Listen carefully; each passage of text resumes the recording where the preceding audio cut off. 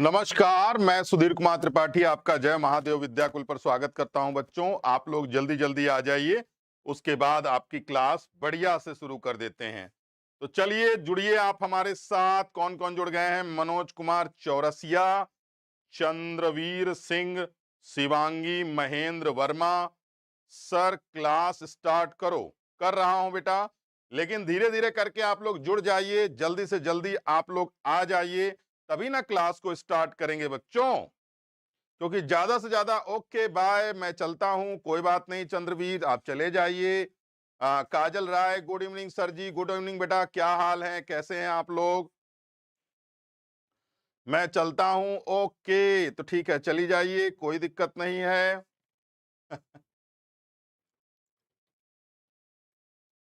Online में यही तो बढ़िया है। पहले क्या होता था, मुझे खूब याद है, जब ऑफलाइन क्लासेस चलती थी तो स्टूडेंट भीगी बिल्ली बन के बैठा रहता था। गुरुजी कहीं ऐसा ना कूट दें हमको अभी, या कुछ बोल ना दें, बेइज्जती ना हो जाए। अभी क्या होता है, स्टूडेंट शेर बना हुआ है। सर हम डिसलाइक कर देंगे, सर हम जा रहे हैं, सर ये वाला पढ़ा दो, नहीं हम जा रहे हैं। ऐसे ऐसे धमकियां देता है विद्यार्थी की पूछो नहीं। मतलब आप कल्पना नहीं कर सकते कि वो क्या क्या बातें करने की कोशिश करता है विद्यार्थी। हम जा रहे हैं सर, तो भैया चले जाओ, आपको कौन मना कर रहा है, आप चले जाइए, हमें कोई दिक्कत थोड़ी है। चलो, तो चलो बच्चों, फिर आज का क्लास स्टार्ट कर देते हैं। आजकल स्टूडेंट धमकी देने लगता है बेटा। अंकित गुड नाइट सर जी, गुड नाइट बेटा। चलिए, तो मुझे लगता है कि आज विद्यार्थियों की संख्या कम रहने वाली है, क्योंकि आज विद्यार्थी हमको लग रहा है कहीं पार्टी वार्टी में, मेरे लग रहा है शादी ब्याह में चला गया है नाचने गाने के लिए। और बस इसीलिए विद्यार्थियों की संख्या बढ़ नहीं रही है आज। कोई दिक्कत नहीं है, कभी कभी ये समस्या आ जाती है। तो बच्चों, आज मैं आप लोगों को प्रकाश संश्लेषण पढ़ाने जा रहा हूं। ध्यान से सुनिएगा, प्रकाश संश्लेषण का मतलब क्या होता है। बहुत ही आसान और छोटा टॉपिक है, इसीलिए बहुत देर तक आपकी क्लास चलने की संभावना कम रहेगी। तो बच्चों, मैं आप लोगों को बताना चाहता हूं कि इस संसार में जितने भी जीवधारी होते हैं, या तो फिर आप लोगों को मालूम है, इस संसार में जितने भी जीवधारी होते हैं, या तो वह स्वपोषी होते हैं, या तो वो क्या होते हैं बेटा, याद रखिएगा, या तो वो स्वपोषी होते हैं, या तो वह परपोषी होते हैं।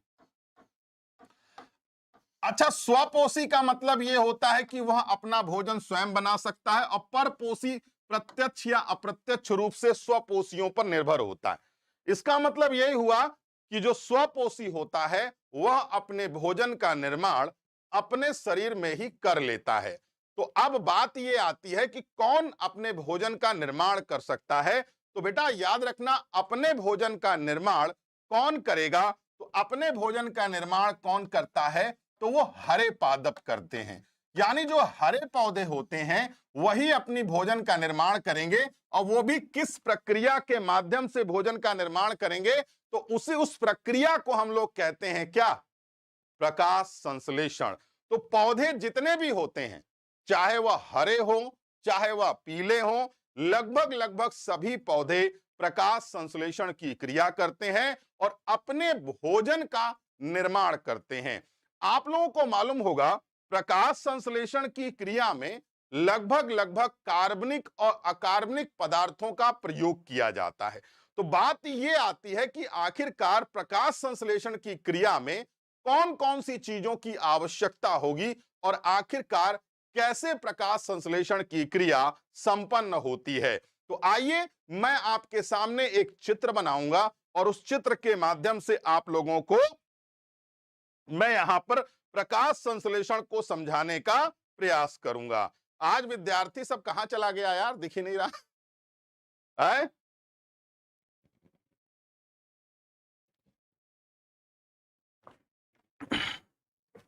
एक दिन क्लास नहीं होती तो उसका नतीजा यही होता है ना।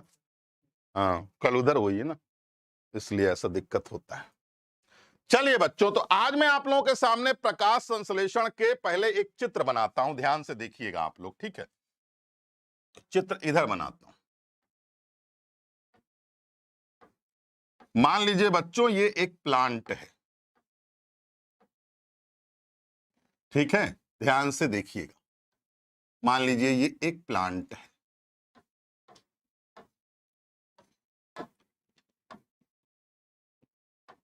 मान लीजिए ये पत्तियां हैं थोड़ी देर के लिए।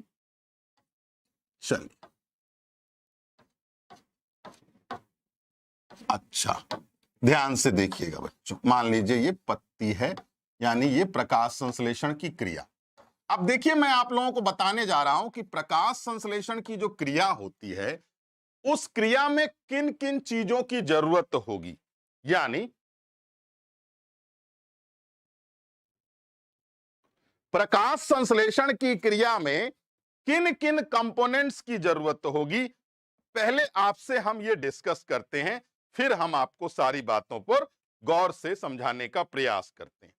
बच्चों, हमेशा एक बात याद रखना, अब बात ये आती है कि प्रकाश संश्लेषण, ध्यान से समझिएगा, प्रकाश संश्लेषण के घटक क्या हो सकते हैं, यानी किसकी उपस्थिति में यह कार्यक्रम होता है। तो पहला आपके सामने है, नाम है उसका क्लोरोफिल। बेटा, क्लोरोफिल को हम लोग हिंदी में जो नाम रखते हैं वह नाम है हरित लवक का, याद रखिएगा। जो दूसरा कंपोनेंट होता है वह होता है कार्बन डाइऑक्साइड, और बेटा तीसरा कंपोनेंट होता है वाटर, और आपको चौथा कंपोनेंट होता है क्या, सूर्य का प्रकाश। क्या होता है बच्चों, सूर्य का प्रकाश। ठीक है, इतनी चीजों की जरूरत होती है प्रकाश संश्लेषण की क्रिया में। आप लोगों को मालूम होना चाहिए, प्रकाश संश्लेषण की क्रिया में क्लोरोफिल, कार्बन डाइऑक्साइड, जल और सूर्य का प्रकाश आवश्यक तत्वों में से आता है। अगर इनमें से कोई भी एक चीज मौजूद नहीं रहेगा तो प्रकाश संश्लेषण की क्रिया संभव नहीं होगी। यानी इतनी चीजों की जरूरत तो प्रकाश संश्लेषण की क्रिया में है, अगर इनमें से कुछ भी कम हुआ तो प्रकाश संश्लेषण की क्रिया संभव नहीं होगी, याद रखिएगा। अब आइए आपको दूसरी बात समझाते हैं, ध्यान से सुनिएगा आप लोग। बच्चों, आप लोगों को पता है मिट्टी में पानी होता है, ठीक है, और आप जानते हैं क्लोरोफिल कहां पाया जाता है, क्लोरोफिल हरी पत्तियों में पाया जाता है। और जो ये लाल लाल निशान आपको दिख रहे हैं बच्चों, ये पत्तियों में रंध्र होते हैं। रंध्र मतलब होता है छेद। आपको मालूम है रंध्र कैसा दिखता है, रंध्र आपको कुछ इस टाइप का दिखेगा बच्चों, और यहां पर ये देखो ये फ्लैप होता है। तो बच्चों याद रखना, पत्तियों में रंध्र पाया जाता है, पत्तियों में रंध्र पाया जाता है। क्या कह रहे हो?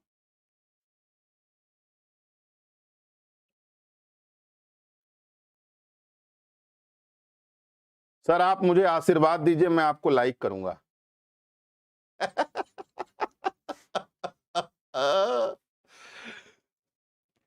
अरे गजब आदमी हो यार, तुम भी गजब ही हो भाई। मतलब हम आशीर्वाद नहीं देंगे तो तुम नहीं करोगे लाइक है?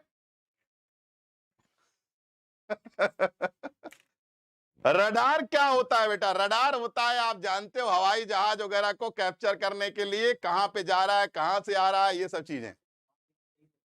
रडार खरीद रहा है? आशीर्वाद, अच्छा आशीर्वाद आप मांग रहे हो, खरीद रहे हो कि भैया आशीर्वाद दो नहीं तो कहानी खत्म। चलो ठीक है, खुश रहो। चलो ठीक है।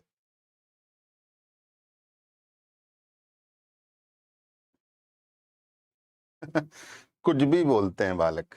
तो बच्चों एक बात हमेशा याद रखना, रंध्र होता है। आप लोगों को पता होगा कार्बन डाइऑक्साइड बाहर की ओर होती है और यह रंध्र के माध्यम से प्रवेश करती है, ठीक है। तो क्लोरोफिल कहां होगा, तो बेटा क्लोरोफिल कहां होगा, पत्ती में होगा। कार्बन डाइऑक्साइड कहां से लिया जाएगा, वातावरण से लिया जाएगा। और बच्चों जल कहां से लिया जाएगा, तो जल जड़ से। और सूर्य का प्रकाश कहां से लिया जाएगा, तो सूर्य से। तो इतनी चीजों की आवश्यकता होती है, तब जाकर के प्रकाश संश्लेषण की क्रिया संपन्न होती है। प्रकाश संश्लेषण की क्रिया दिन में भी होती है, प्रकाश संश्लेषण की क्रिया रात में भी होती है। आपको मालूम होना चाहिए प्रकाश संश्लेषण की जो क्रिया है वह क्रिया जो दिन में होती है उसे प्रकाशिक अभिक्रिया कहते हैं, और जो रात में होती है उसे हम रासायनिक अभिक्रिया कहते हैं। तो बच्चों याद रखना, प्रकाश संश्लेषण की क्रिया से पौधों के लिए भोजन का निर्माण होता है और वातावरण के लिए ऑक्सीजन का निर्माण होता है। यानी पौधे अपने लिए भोजन का निर्माण कर लेते हैं और जो हम लोगों के लिए पौधों के द्वारा ऑक्सीजन को मुक्त कर दिया जाता है। यानी पौधे ऑक्सीजन मुक्त कर देते हैं और हम उस ऑक्सीजन को क्या कर लेते हैं, ग्रहण कर लेते हैं। बच्चों ध्यान रखिएगा इस बात को। बताइए यहां तक सब क्लियर है? आगे बढ़ें।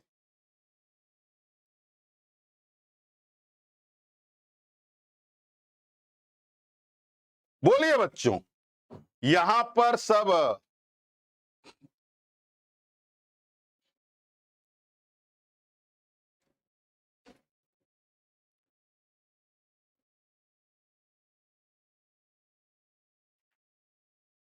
ओके सर, आईपीएस हैं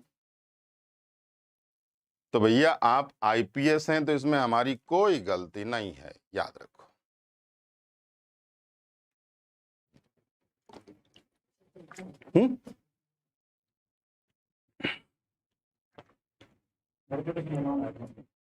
कोई नहीं, आराम आराम से जाइएगा। अच्छा चलिए, बधाई। यस सर, समझ आ गया ना? एक बार और समझा दें तो चलो बच्चों, एक बार और आप लोगों को समझा देते हैं। बच्चों एक बात हमेशा याद रखना, प्रकाश संश्लेषण की क्रिया में क्लोरोफिल की जरूरत होती है, कार्बन डाइऑक्साइड की, पानी की और सूर्य के प्रकाश की। क्लोरोफिल हमें पत्तियों से प्राप्त होता है, पत्तियों में क्लोरोफिल पहले से मौजूद होता है, आप सभी लोगों को पता होगा। और बच्चों एक चीज हमेशा याद रखना जो मैं बताना चाहता हूं आप लोगों को, क्लोरोफिल के बिना प्रकाश संश्लेषण की क्रिया संभव नहीं होगी। प्रकाश संश्लेषण की क्रिया तभी संभव है जब पौधा हरा हो और उसकी पत्तियों में ही प्रकाश संश्लेषण की क्रिया होती है। यानी प्रकाश संश्लेषण की क्रिया कहां होती है? तो प्रकाश संश्लेषण की क्रिया पत्तियों में संपन्न होती है। यह हमेशा याद रखिएगा, कभी भी आप भूलिएगा नहीं, याद रखिएगा। ठीक है बेटा। रंध्र क्या है? बेटा रंध्र पत्तियों के किनारों पर पाए जाते हैं। रंध्र एक प्रकार का छिद्र होता है, और याद रखना बेटा, रंध्रों के माध्यम से ही कार्बन डाइऑक्साइड एंट्री करता है और ऑक्सीजन क्या होती है, बाहर की ओर रिलीज होती है। ये हमेशा याद रखिएगा। रात में रासायनिक क्रिया होती है, बताए ना आपसे, आपको मालूम होगा रात में रासायनिक क्रिया होगी लेकिन दिन में प्रकाशिक क्रिया होगी। यानी जो दिन में क्रिया संपन्न हो जाती है उसी की रासायनिक क्रिया रात में संपन्न होती है प्रकाश संश्लेषण के माध्यम से। अच्छा एक बात बताओ, चलो आगे बढ़ते हैं। आप लोगों का मालूम होना चाहिए बेटा कार्बन डाइऑक्साइड और ऑक्सीजन का परिवहन, ऑक्सीजन का परिवहन तो नहीं कह सकते इसको, हम लोग इसको कह सकते हैं विनिमय का, विनिमय विसरण विधि द्वारा, विसरण विधि द्वारा, याद रखिएगा, विसरण विधि द्वारा रंध्र के माध्यम से होता है, रंध्र के माध्यम से होता है। समझ में आई बात? रंध्र के माध्यम से होता है।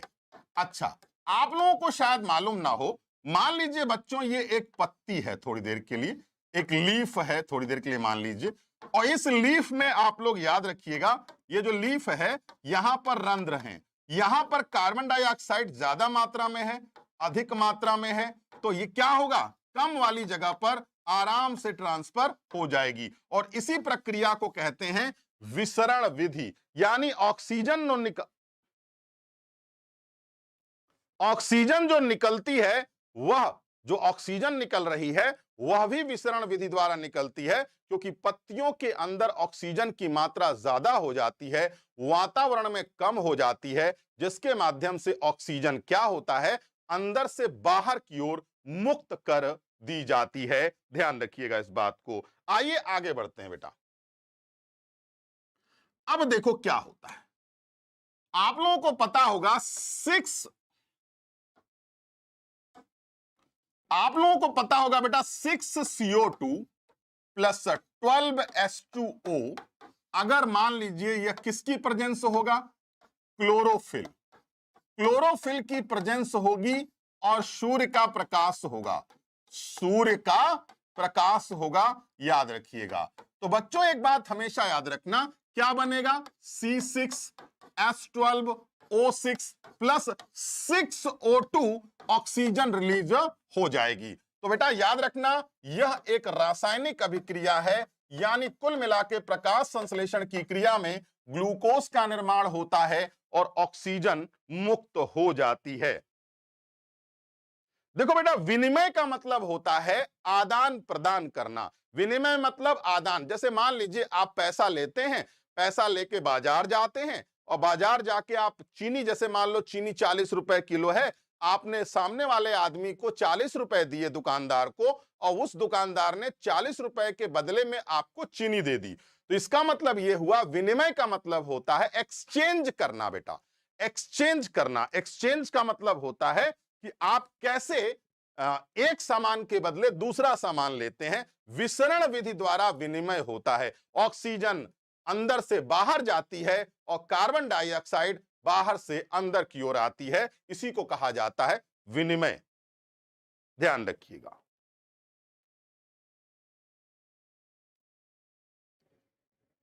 बोलिए कोई समस्या, कोई दिक्कत?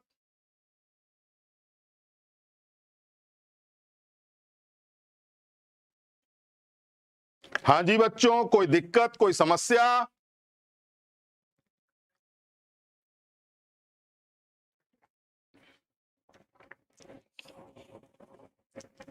अच्छा एक चीज और ध्यान दीजिएगा, ये जो ऑक्सीजन मुक्त होती है, ऑक्सीजन प्रकाश संश्लेषण में, याद रखिएगा, ऑक्सीजन प्रकाश संश्लेषण में जल से मुक्त होती है, जल से मुक्त होती है, जल से मुक्त होती है। यानी आप ये कह सकते हैं कि ये जो ऑक्सीजन है ना, यह कहां से मुक्त हुई है, तो यह ऑक्सीजन जल से मुक्त होती है, हमेशा याद रखिएगा। हाँ, मतलब अदला बदली ही कहा जाता है, एक्सचेंज ऑफ गैसेस के नाम से जाना जाता है। और बच्चों एक बात याद रखना, आप लोगों को मालूम है अधिकतम प्रकाश संश्लेषण की क्रिया, यानी ये कह सकते हैं अधिकतम प्रकाश संश्लेषण की क्रिया, अधिकतम प्रकाश संश्लेषण की क्रिया।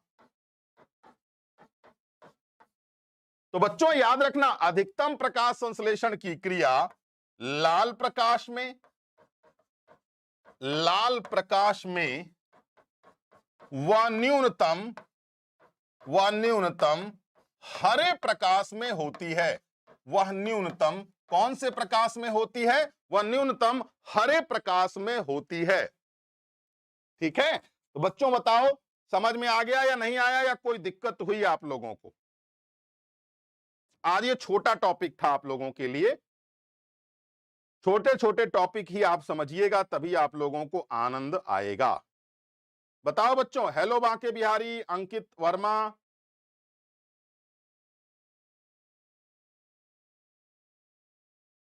देखो पूछ रहे हैं कुछ हुआ आपसे? हाँ जी बच्चों बताइए, कोई दिक्कत?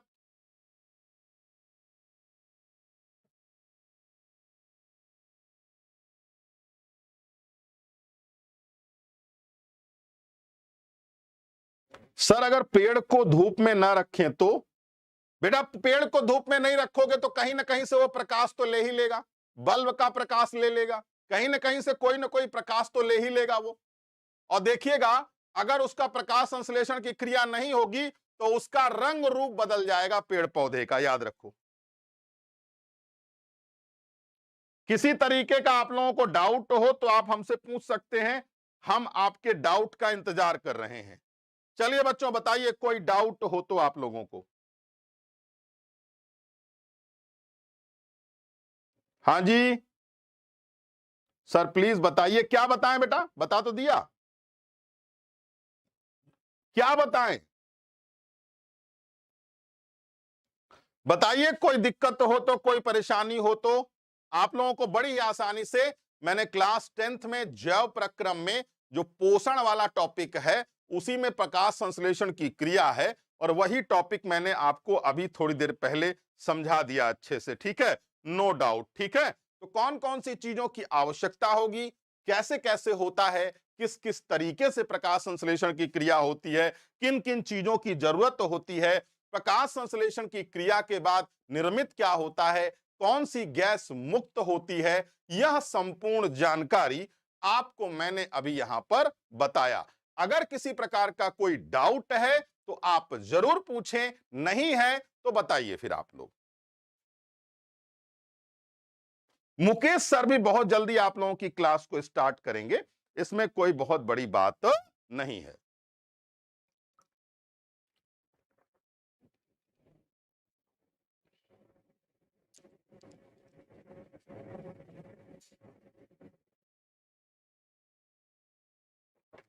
चलिए, तो आज की क्लास को खत्म करते हैं बेटा यहीं पर। हम छोटे छोटे टॉपिक ही आपको पढ़ाएंगे, बहुत बड़े बड़े टॉपिक लेने से कोई फायदा होता नहीं है, बच्चों को बोरियत महसूस होने लगती है। तो बच्चों, अगली क्लास में फिर मिलेंगे, तब तक के लिए नमस्कार, बहुत बहुत धन्यवाद, शुभ रात्रि।